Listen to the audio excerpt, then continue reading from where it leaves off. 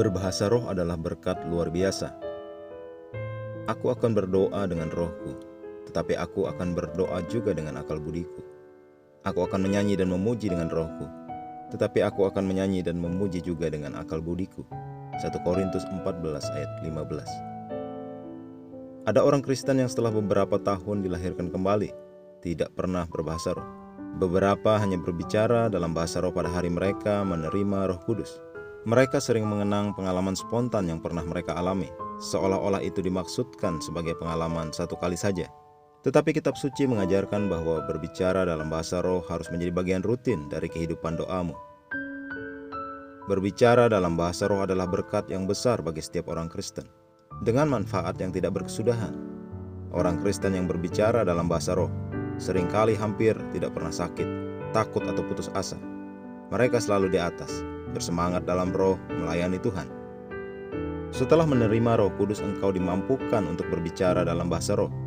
Roh Kuduslah yang memberikan kata-kata untuk diucapkan dalam bahasa lain. Pada hari Pentakosta, Alkitab berkata, "Maka penuhlah mereka dengan Roh Kudus. Lalu mereka mulai berkata-kata dalam bahasa-bahasa lain, seperti yang diberikan oleh Roh itu kepada mereka untuk mengatakannya." Kisah Para Rasul 2 ayat 4. Perhatikan, tidak dikatakan Roh Kudus berbicara dengan bahasa roh. Yang berbicara dengan bahasa roh itu adalah murid-murid. Mereka tidak membentuk kata-kata dari kepala mereka. Mereka berbicara seperti yang diberikan Roh Kudus kepada mereka untuk diucapkan. Kalimat akhir di Kisah Para Rasul 2 ayat 4 dalam Alkitab versi bahasa Indonesia sehari-hari dikatakan bahwa murid-murid mereka berbicara menurut apa yang diberikan oleh roh itu kepada mereka untuk diucapkan. Alkitab versi TSI berkata, "Lalu mereka semua dipenuhi oleh Roh Kudus dan mulai berbicara dalam bahasa-bahasa lain, sesuai dengan kemampuan yang diberikan oleh Roh Kudus kepada mereka."